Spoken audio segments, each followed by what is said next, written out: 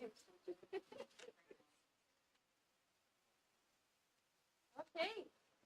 I'll call the meeting to order. It's agenda date, time, and location were properly announced. Thank you all for coming out tonight.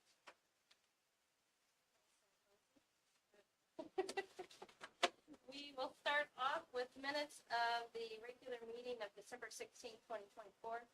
Is there a motion to approve? Katie, is there a second?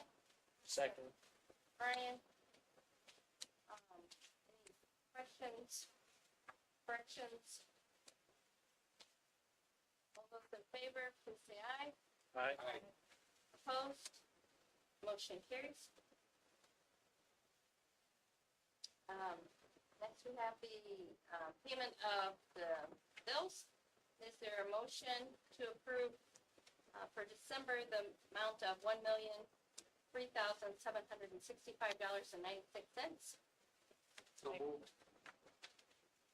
Is that Chuck? And I second it. Chris? Amy? Chris? Chris? Okay. All right, any questions? I actually just have a couple, and it's more just curiosity. I think it's a newer church for deaf mentoring, and we have two of them. Yep. What is that regarding? So we have a student that came to us towards the middle of last year that we found out that we were actually the school that diagnosed that he was completely deaf and had no language. So he was in Miss Lembowski's class last year and was able to, he came to us from Manitowoc, right? And from, I think, from Mexico before that.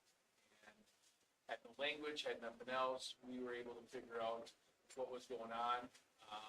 And we actually suggested that student go to the school for deaf and hard of hearing. But parents, mom requested to stay here, so we have that service that we pay.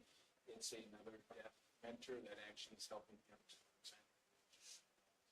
So it's like a contract service. It's not Yeah. assistive technology. No, and it's different hours every month. There's a couple different, depending on how schedules are. I don't have to forget, I get the invoice directly, so sometimes they come, is it every month, or is it, the last one seemed to come a little quicker, so I don't know if one came late, one came early, so I'd see like two of them probably fell asleep. And then two more, another one, the J Valley Beef for $14.50. Oh, okay. I didn't know if we were buying local beef. I thought that'd be kind of cool. And then the last one was just raffle winners. What was that raffle? We did a wellness challenge, Oh, and this is the ones for, I think we have Natalie and Vicky. What Oh, did they do? No. It's just she had a raffle, they were selling tickets, and then that's the word prize.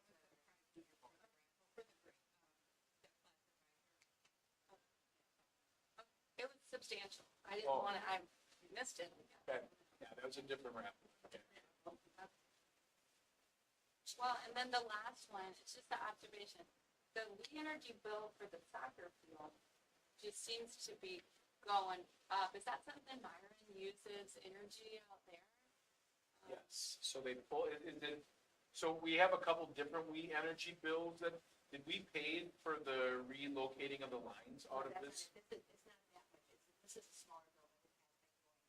Yeah. This time it was 430. Yeah. But that's higher because of Myron.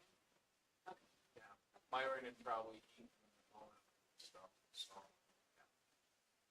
Thank you. It's a follow-up to her first question about what's the age level of that child? Elementary. Elementary.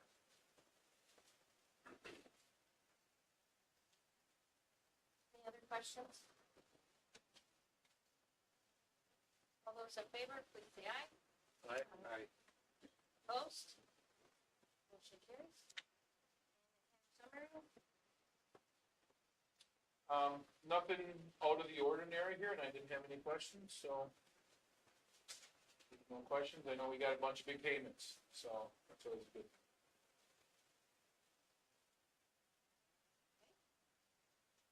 Donations. Yes, congratulations to Bonnie, for Donors Choose and, getting the mindfulness through yoga project. I also want to, talk about another donation, like the thing, Jack, can I think of his last name? Scheller, thank you, for his donation. How much was that amount for? 63,000, to the district, for referendum type things that, we got, late December, that, we'll also be checking, so.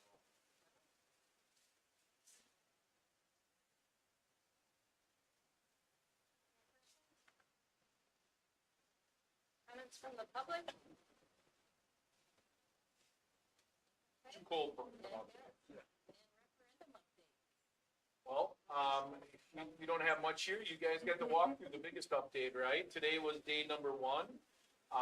Luckily, the weather helped us out, so, we got through the elementary pickup in 10 minutes today. That is quick, and I think we're all motivated to get back inside. It was that cold. So, I just want to say thank you to both Susan and Becky. We had tours going around, letting kids know. All the kids got to see the new area, how to walk through. For day number 1, everyone got to school, everyone got fed, everyone got home. And that all happened in the middle of the school year, and change really isn't good at the middle of the school year. So I think we're gonna get better and quicker in some areas, but honestly, for day 1, I thought it was fantastic. So yeah, so that's our update for this. Any questions? Building reports.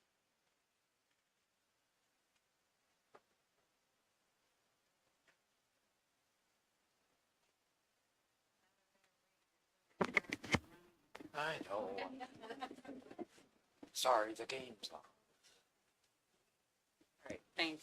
So we'll start out with strong classrooms. So we're underway, finishing our winter assessment screening. So we do that 3 times a year. We do fall, then we do winter, and then we do spring, which is in May. So 3rd grade through 8th, we just have been finishing, so we'll get those results. Very excited by the results that we're already seeing a lot of growth there across ELA and math. High school student course request window is going to open up January 27th to February 14th. So we're going to be doing a presentation to the student body either Tuesday or Thursday next week, really talking about the courses and kind of going through those. So Mr. Frias will be spearheading that. So we're excited to unveil a couple of our new courses like in tech ed and our different pathways and get kids excited about their post high school dreams. Awesome. And I just have some Act 20 updates from the elementary. Also participated in that winter screener. We use a different screener that was kind of mandated by the state. It's called Ames Web. And so all of our students pre-K through 3rd grade took that screener. And part of the law is that we need to notify parents of their results. Any students below that 25th percentile then go into some progress monitoring weekly. Some are with title with Jamie UTEC, and some are done by the classroom teacher. After 10 weeks, we then notify the parents if there's been growth in their student, and then if we were seeing growth and they get above that 25th percentile, then we're starting to exit them from those reading plans. But just kind of wanted to keep you in the know of the ongoing situation with Act 20. I'm really excited about the growth. We thought we would have a lot more students that were falling in that range, but we actually are doing pretty well. So awesome stuff. I'm going to turn it over to Susan. Strong culture. So we started Battle of the Book. So this is Lisa Grubasic, our librarian, heads this up, and it's 4th through 8th grade. So we have quite a few student teams battling it out. So they engage in reading a certain number of books and talking about it in different presentations. So looking forward to seeing what grade level wins that. That's usually pretty competitive. Middle school monthly theme is perseverance. So students will be learning about perseverance and how to persevere, how to stick with it when it gets challenging. So that's always some good learning there as well. High school winter play, hope you're able to come out this past weekend. They did a fabulous job. Really was a fun play, so Game of Tiaras. It was really neat to see. Rini, I know you were there. And then Rams versus Cancer, we hope to see you out Tuesday, January 28th. NHS is sponsoring this with our annual Pink Heels fundraiser. So that'll be taking place on January 28th. So we have a new program in our elementary, the fifth grade leaders. Mrs. Rickers is working with those students. You can hear them on the announcements. They're going to be doing skits similar to what the middle school does in their leader program, just wanting them to have that RL advantage. So it's pretty exciting. And last but not least, the Strong Community Connections. We have a 4K night coming up on February 13th. We're going to do it in the new Activity Center foyer. So excited. We have lots of local community people and businesses participating in that. Birth to Three, Mental Health America, the teachers, and some of our learning strategists here as well. And then to end with some student acknowledgement. So we had our middle school spelling bee. We had approximately 28 students that participated, grades 6 through 8. And so first place was Ian, 7th grade. Second place, Chase, 8th grade. And third place, Ben, 7th grade. So we're looking forward to sending Ian on to the next competition to represent Random Lake. And then 8 students earned MOS certification with Mr. Wills. And the required score to pass all the exams is 700 out of 1,000. Random Lake students' average score was 900. So they always do a phenomenal job. So shout out to Mr. Wills with the job that he does with the students there.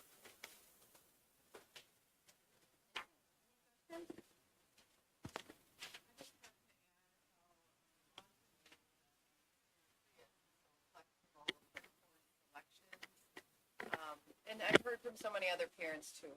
Obviously, I have children that are in high school, and I just think it's so great that he is willing to be flexible, because sometimes kids make these course selections 6 months ahead, and then they get to the time where they start this class, and then they're like, oh, well, I'm kind of on a different path now, and he's willing to make changes. So I just really, it hasn't always been like that.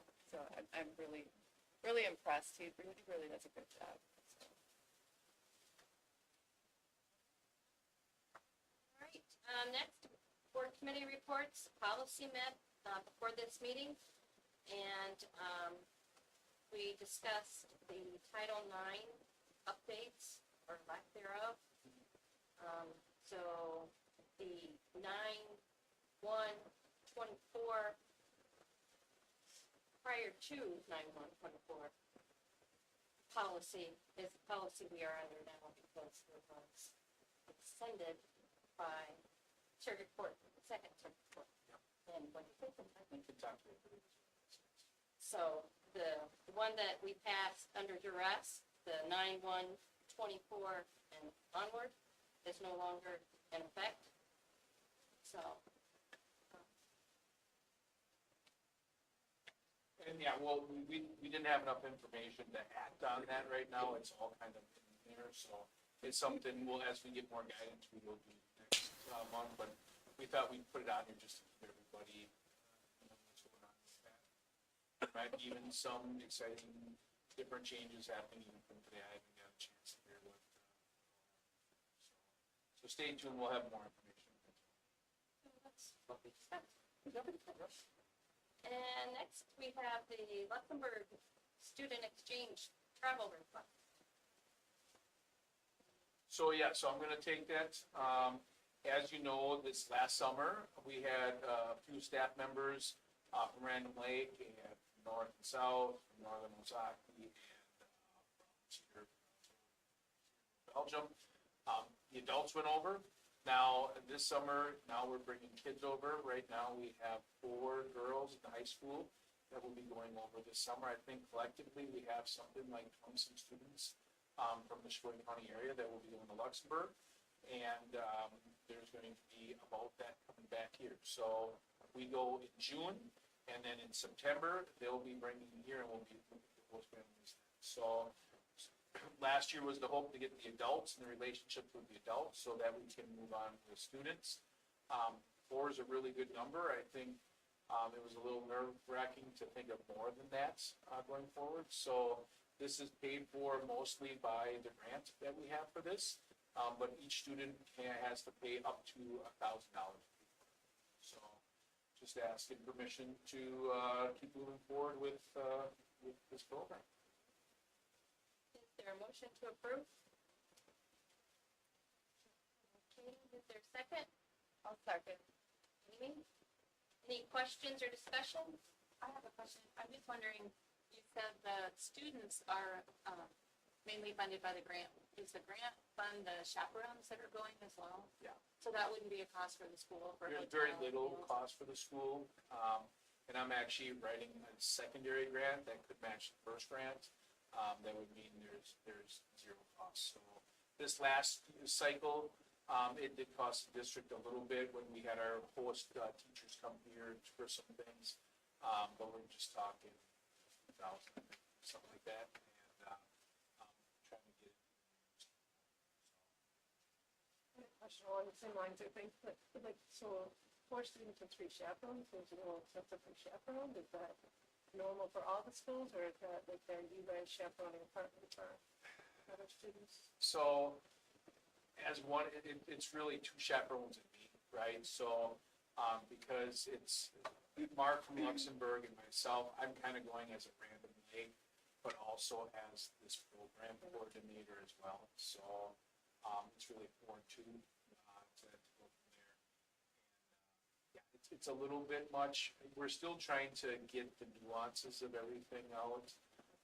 Because of the travel, it's really expensive to fly to Luxembourg, but it's less expensive to fly to Paris, so we're looking at different alternatives and other things. So the hope would be, I forget what the board ratio is, in the future. I think as we go down, we'll be looking at it more of that probably 4 to 1 type thing.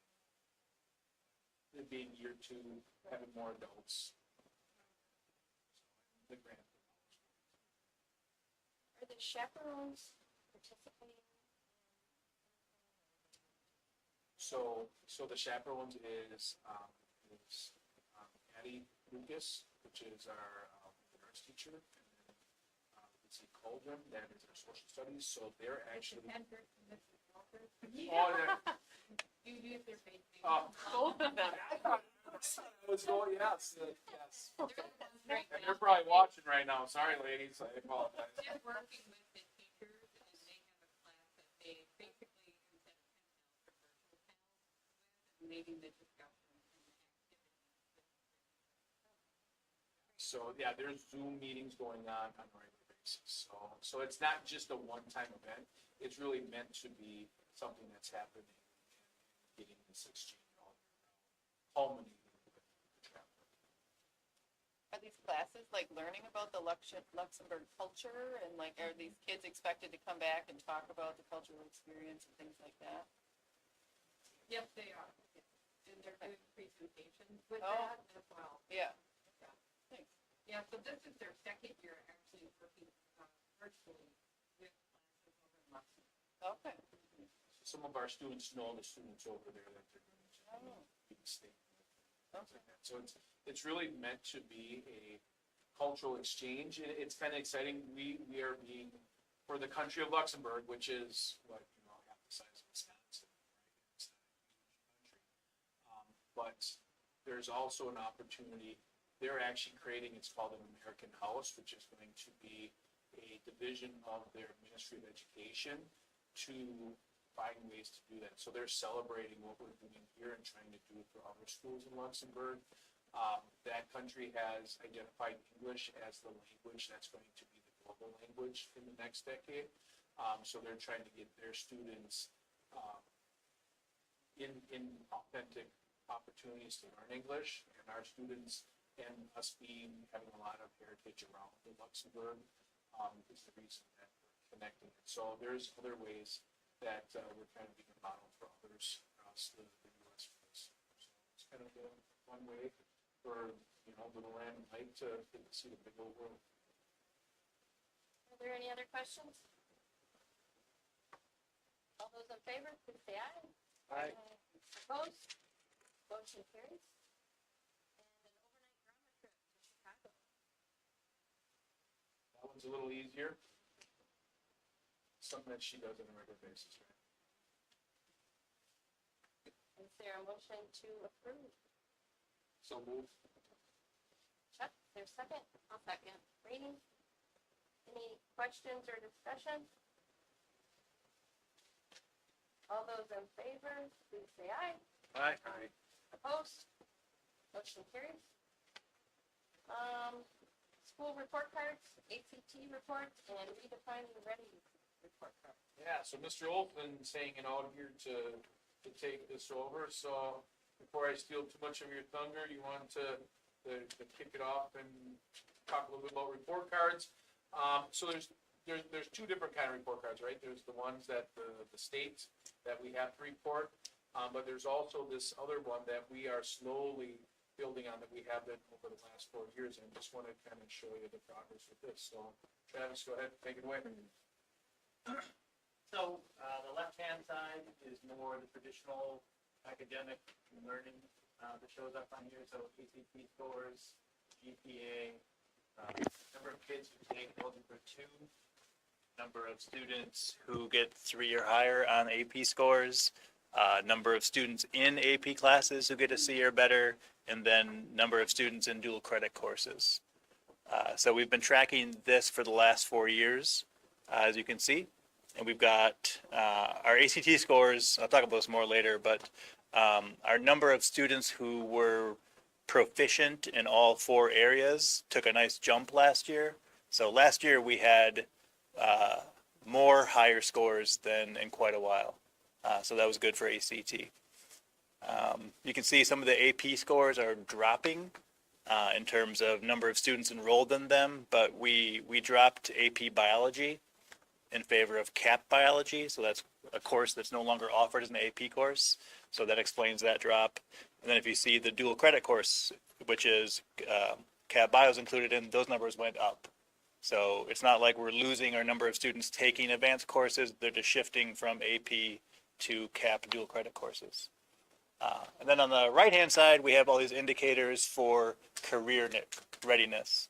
And this is a kind of a national movement, this career readiness. I know Wisconsin's a forerunner in it, or CISAs are working on it. But more indicators, they found attendance freshman year is a huge indicator of career success. So we're doing really well there every year. Our student involvement in activities is always right around 82, 85, 86%. We talked about how great Mr. Frias is. Our number of students in work-based learning, youth apprenticeships and co-ops, has almost doubled since last year, or since last was taken. And the ones that are blank for 2024, those are lagging indicators. So the state doesn't give us that information until the year after.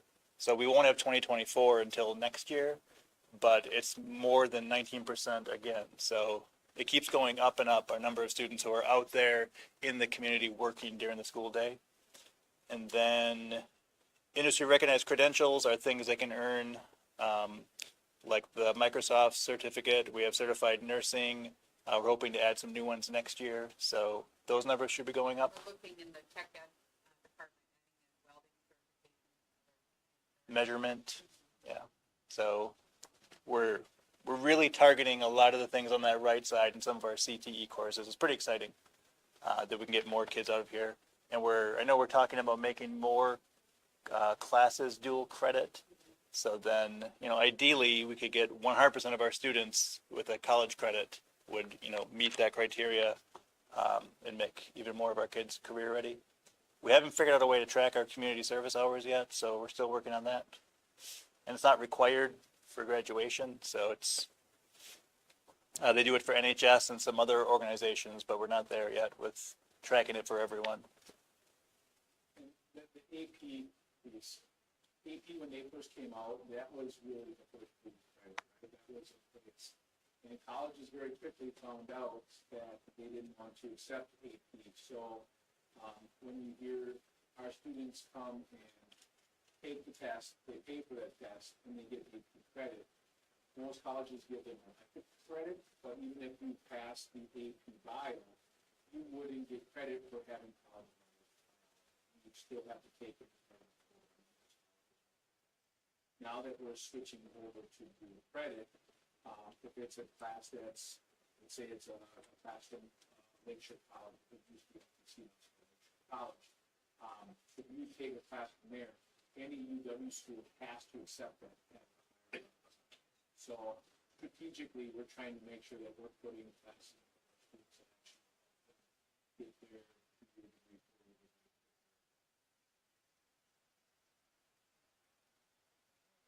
So I think the college part of it is because it's free. The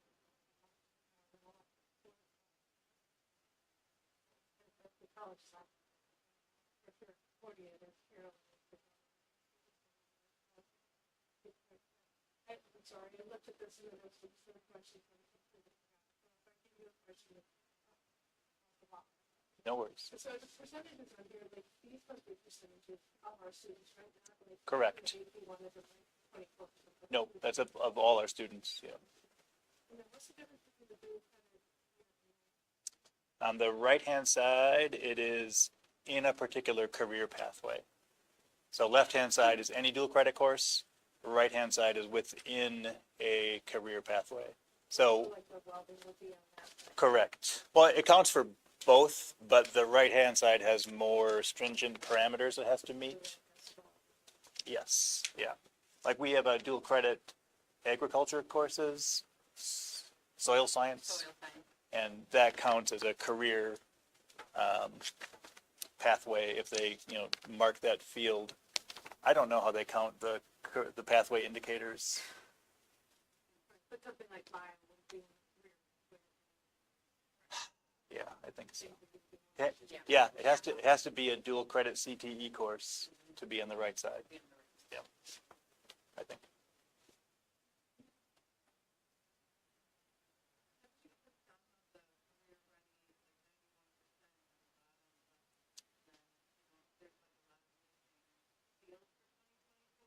Yep. So it would be based on what is there, right? And last year we did this, it was 88%, I think, so we're going up all the time. And who's ever in charge of this, they say that meeting 2 of any box on either side qualifies you for career ready. So it's not like they have to meet, all of them. It's just 2 of the 7 and 2 of the 6. No, it's 2 of the ones on the right. They're 2 separate.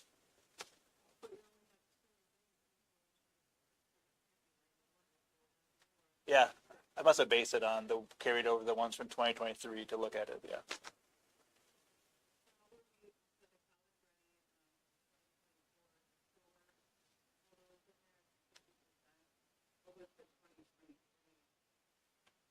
$61%, so real close. And that one's been pretty steady every year.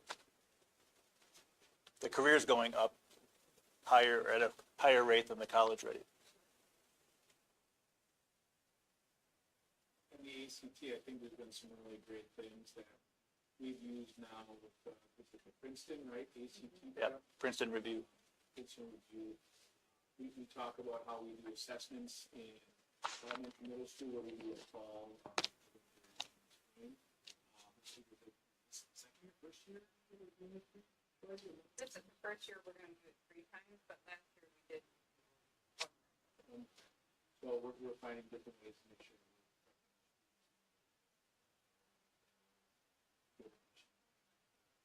So it'll be interesting to see what's the problem with this report card until we can.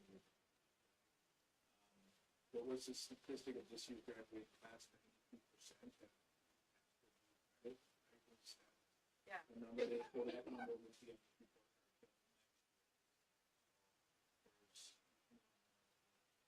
People are good. So is this have you developed this grade card, or is this something that's standardized? So this is a national movement around college equality, because these are the statistics brought forward by the redefining ready group. So there's a movement of schools looking at this and correlating, looking at this and then looking at the school report card. One of the problems with the school report card is it's one that's changed, right? The current superintendent said, I think it's changing some numbers. What was, it went from growth to achievement. So in a time where those things keep changing in report cards, we wanted to have something that showed just. So my follow-up would be, so for instance, the AP test score historically are high, there's a percentage there. That's a percentage of students who are taking, that's a percentage of all the seniors. So the denominator there, you're shaking your head. It's the percentage of 206 kids or whatever we have. Okay. Yep. And some of the things on the right, I'm guessing in the next 5 years, they will show up on the school report card. They're reported right now, but they're not counted. And I think the state's working to make those, a more holistic view of success than just the academic indicators. There's an overall movement of just students should be worth more than just what they're doing. Right? But just trying to get the continuous improvement cycle.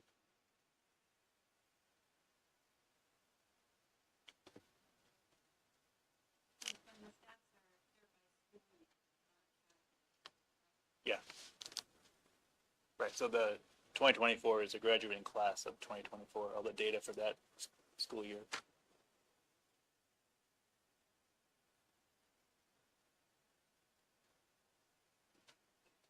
Any other questions? We can do the school report cards. Trustee one. So, You pick? so this is the state report. I didn't do the district one, so just go school by school. We haven't yet. We've used it internally to just watch and track our numbers as we've been going down this. There's a place that it will be published.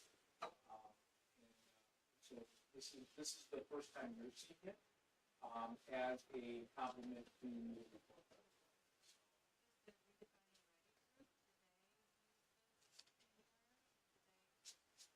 They just kind of help give you. Yeah, we were part of kind of the pilot of it 3 or 4 years ago and kind of got this format from them.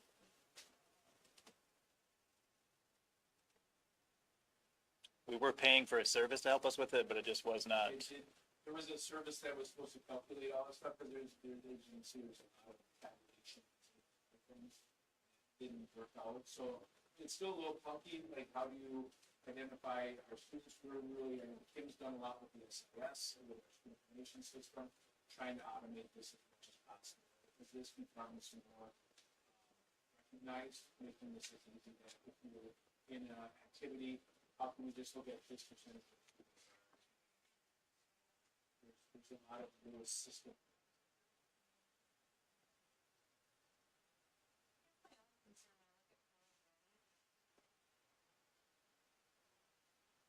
I do believe we prepare the students that want to go to college for it.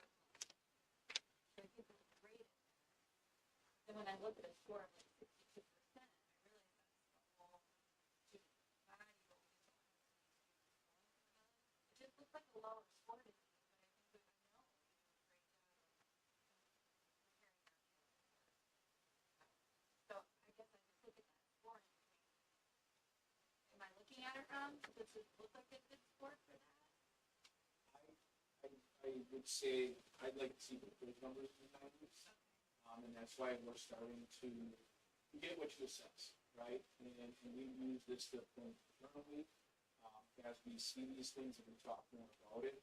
I think our goal is see. It'd be great to be 100%.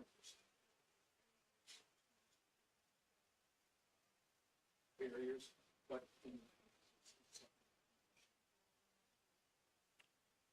And I don't know of any local districts looking at it through this lens, so I don't have any comparisons. We have our ACT comparisons, but again, that College Ready is checking 2 of those boxes, so I don't know how other local districts are comparing to us. From what you just said, we would like to say that 90%. College and career. Because even if you go to college, career is the goal, right? So you go to college. So we'd like to say our students are.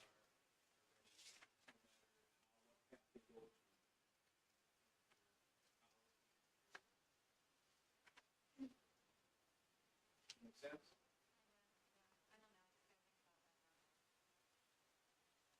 And there's some other things that are assessed there.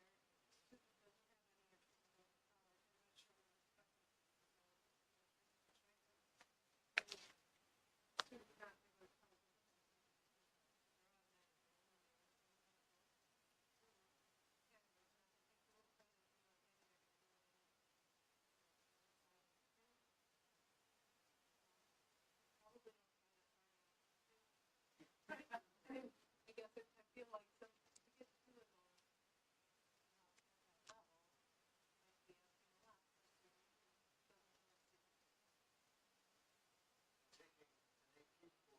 Or grit course doesn't necessarily, it's not necessarily indicated as something. So. I'm not sure it's a measure.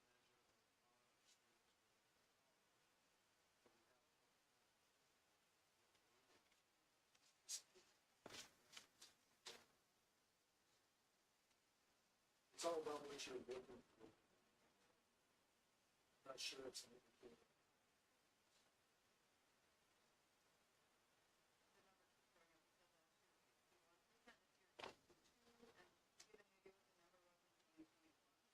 I have to look back at my previous version, so I can do that and send you an email. That one's been pretty consistent, I know. I just feel like the number is pretty.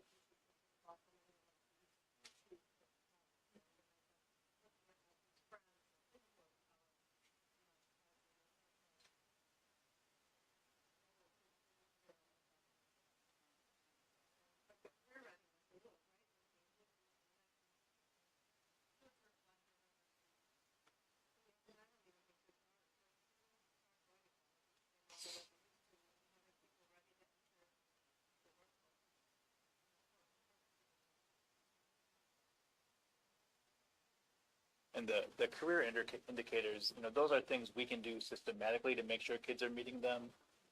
Those college readiness ones are more on the student than some of the right side ones, so.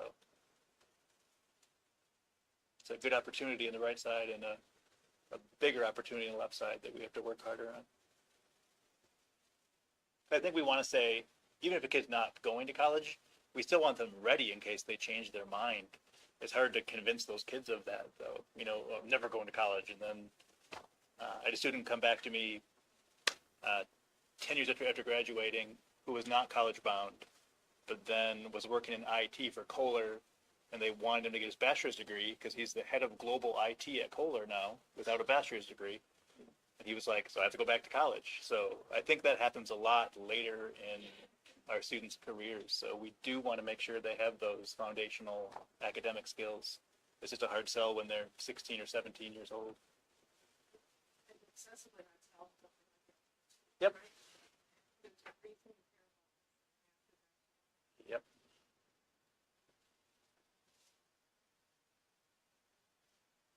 Okay.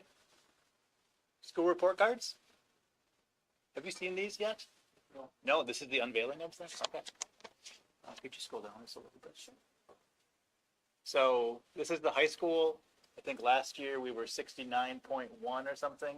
So 70 is the score to be exceeding expectations. So again, the high school is right there, 1 point away from exceeding. Like Mike said earlier, that pie chart is really such a huge factor because those percentages change every year. So they keep making academic growth a bigger piece of the pie. And as you can see in the growth part down on the right there, 58%, We are right about state average in math, but we're a little behind in ELA. So that's the reason for that little bit lower score and growth there. And the growth is looking at their scores from freshman year to sophomore year in the pre-ACT and then junior year in the ACT. So again, it's just on that one test they take once per year. Our achievement is much higher than state average, but our growth is our opportunity for our biggest growth, I would say. And everything else we're doing well above the state average.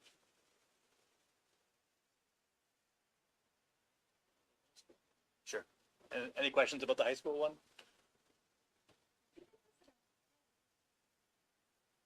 No, I'll send it to you. It's on our website. Oh, Yeah, it's available to view on the website right now, but I can send it to you individually. And every score has very complex equations that are explained on the back pages if you really want to, some reading to put you to sleep at night. And part of this is our free or reduced jumped by 7%. 30%.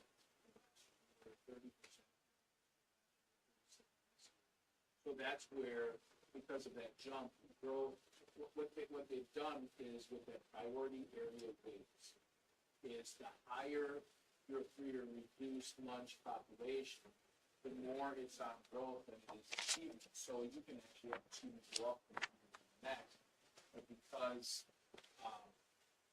it's more on growth, and your achievement is, it changes the formula. That's one of the things that, I think if I looked at our achievement actually went up from last year, but because a bigger percentage was on growth, our score went down a percentage. So it's a number that you're always shooting for. That it's a different formula every year. With which I get why they're trying to do it. It just makes it difficult to convey.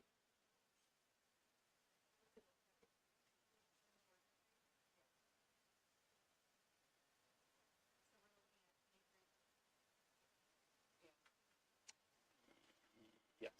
It's always a lagging. Yep. So we did talk about it. Okay, so we did talk about it. Okay, so this is the part that we have to do. Oh, okay. So we do already. The middle school was exceeding for the second year in a row. I don't know how many, third year in a row. So that's great. But you can see their pie pieces are a different percentage. So every school has a moving target every year of what we're being evaluated on. So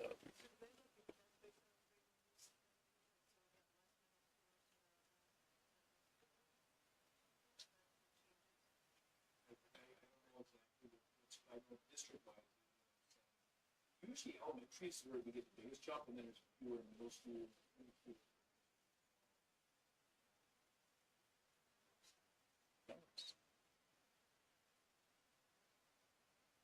yeah, because now in elementary, the growth is a way bigger piece of the pie.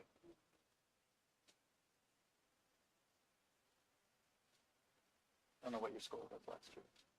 I know where you're meeting. Probably pretty similar.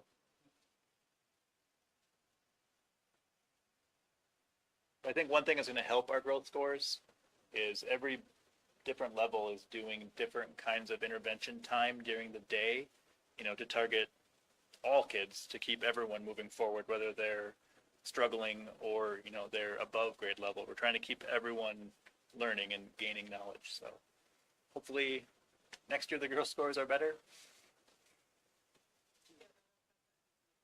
I know. Back to achievement. Oh.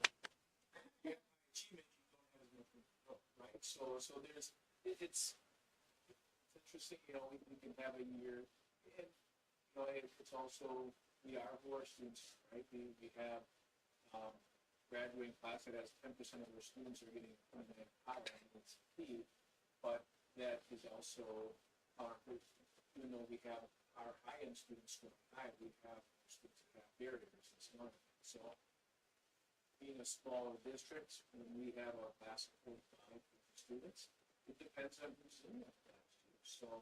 So it is something, that's why we're trying to show a bigger, more story. That's why we want to have multiple measures of success. And why we're gonna start rolling out these things together.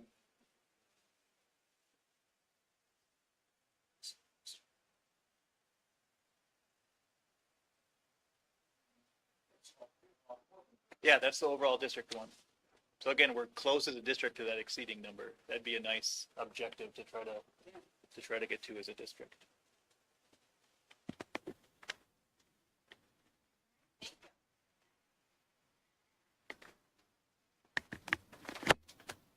I think it said in the retreat with the work that's happening between the new curriculum, our intervention models, our goal is to not only be exceeds, but significantly exceeds, but it's a journey, and, I keep working on it. We have available open enrollment spaces for 2025 and 26. So yes, every year, this is something, that we're required to, put out there, by DPI.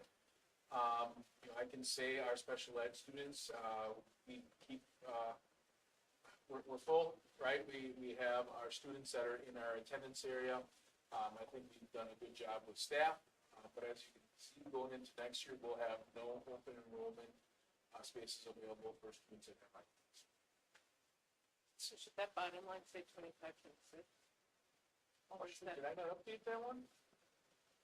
Or did I miss that? Yes, it should. that makes it make more sense. That would make it make more sense. I missed that. I got everything and then I got to that. That's on me. So can we make a motion to approve this with that being fixed to spaces available for 25? Katie, is there a second? Second. Brian, any questions, discussion? All those in favor, please say aye. Aye. Opposed? Motion carries. That takes us into, staff resignation. Lisa Canoe, 31 years. Holy moly. Is there a motion to approve, with many thanks for all of her years? Make a motion. Chris? Is there a second? I'll second. Amy. Amy? Any questions or discussion, comments? She's been an anchor in math in middle school forever, for as long as I've been here and longer. That's right, in high school, so that's a big loss. I know she's gonna be all golfing and having all kinds of fun and enjoying retirement, but that's, should be a hard person. Yeah. Not for a different team, though. Yeah.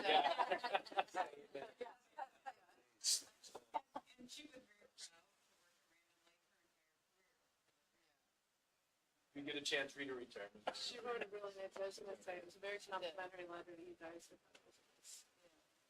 She's a teacher that goes above and beyond Yeah, she does. for every student.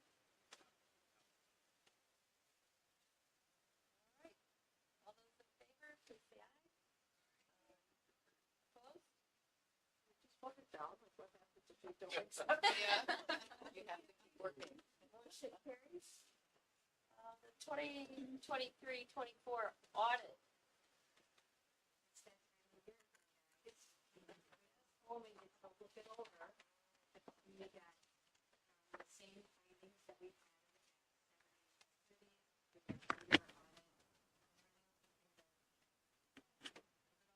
Send me any questions ahead, if you could, for the next meeting.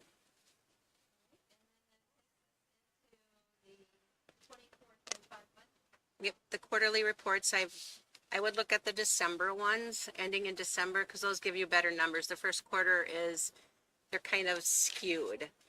Now, and we're looking very much on track of where we should be. Was there any questions?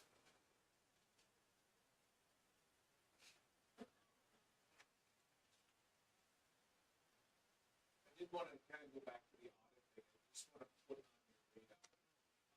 There's something Patty and I inherited with our HRAs that we've been working on. And we have a solution with our auditor, Brian, that will be coming forward in a couple months. That we're working on. So, we're fortunate, we always have good audits, but there's some areas that we can clean it up even a little bit more with some of our, what is it called? HRA, but what is it referred to as our liabilities? So we'll be coming to just another layer to do that. So that'll be something probably. HRA. Oh, okay, I was gonna say, I thought HRA. Oh, health. We, when the transition, they did HRAs instead of HSAs, now tax reasons, it's something a little bit different, how it goes, so, we're going to be making some adjustments. So we'll make sure that everything is, it's good, it's just even trying to, you can imagine with all the numbers that go through a school audit. I have one question, Patty. When the auditor goes through this, do they look at all the financials regarding the referendum and all the money spent there? They look at everything. And there's no red flags that have come up to them about, And if there's.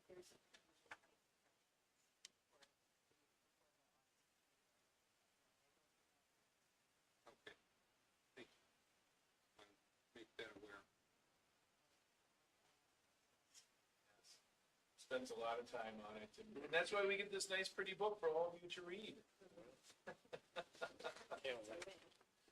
Back to the budget compared to activity, I'm wondering for the Fund 10, 21, and 27, there's a building rental for 30,000.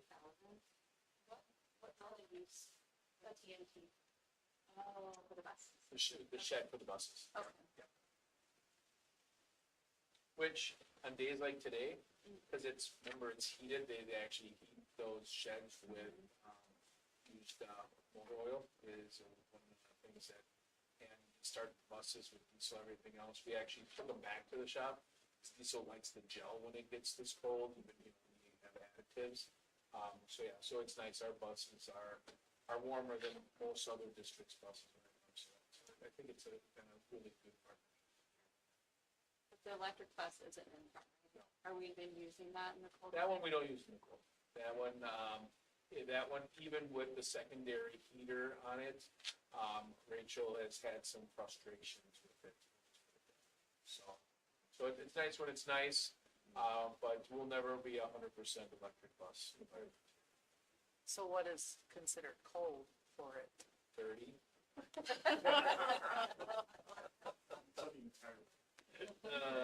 Yeah.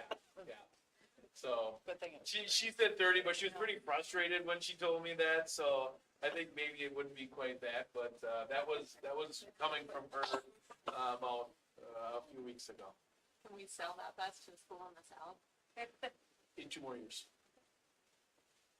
Sensitive all electric vehicles? Yeah, the batteries aren't, when it gets cold, they just don't have the same charge. And we actually, I felt like we were in a good place because most of them don't come standard with a secondary diesel heater. We put one on because we knew it would suck the battery more with electric heat, and that secondary heater's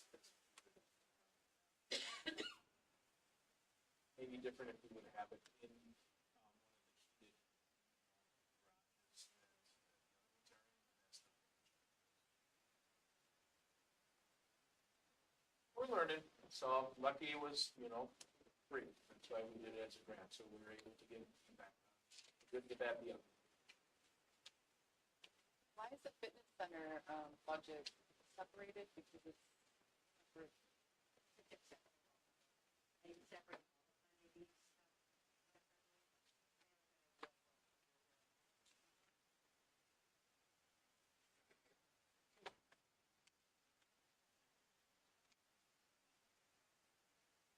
Are there any other questions regarding the budget? All right, we'll move on to informational items. Perfect. First of all, has everyone got their paperwork in for the elections? We're all good? As of this time, we have the unopposed, right? We have no one else, and that's already dead. That's, yeah, all done. So this will be our board going forward. So thank you all for your leadership. And thank you for the continuality. It's nice when we have the same group going forward. So still have to go through elections and everything, but with nobody that is running against, we should know what the results will look like. Yeah, to lose to no one, yeah. Second, I just want to put this on your radar. This is the second year. Remember, especially in the secondary level, parent-teacher conferences have been something that haven't been attended very well. So last year, we were trying to find ways to get our parents here, and we did the fine arts as a way to come watch your child perform, do this, and have conversations. It's going to be March 4th this year, and we're also going to correlate that with kind of a, I don't want to call it a grand opening, so we're going to call it an open house, so people can come in and see the new foyer, the new activity center, and just kind of celebrate the spaces that are done. So, mark your calendars. This week, we are going to be at the education convention. Our program for character education is going to be at the school fair. And Becky and her team will be down there Wednesday and Thursday.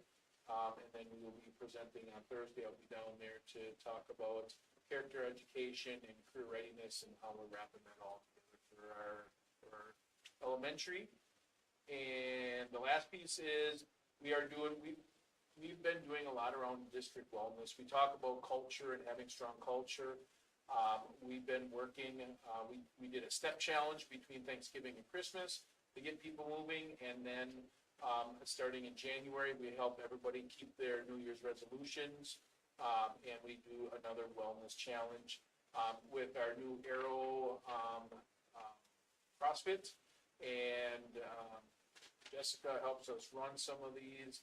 Works with Jake, because this is a background that he has, and do some great things.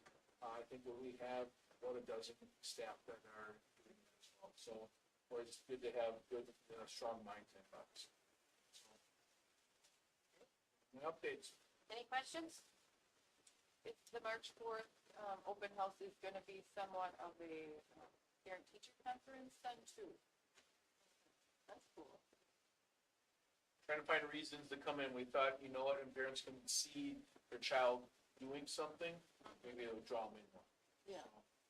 So, And so all the teachers will be here, we'll be able to ask some questions then too. It's not a random lake thing. I mean, I've been in secondaries in a lot of places. It's hard to get parents into conferences. So I think this is the most creative way I've seen to actually make it into a celebration.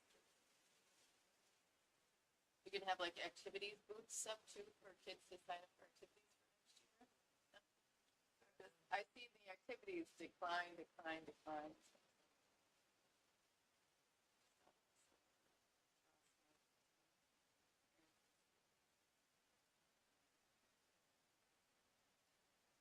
Okay.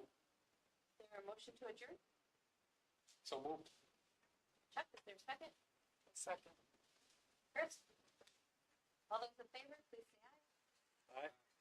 Opposed? Motion carries. Thank you. Thank you. Stay warm. Everybody knows school's canceled tomorrow.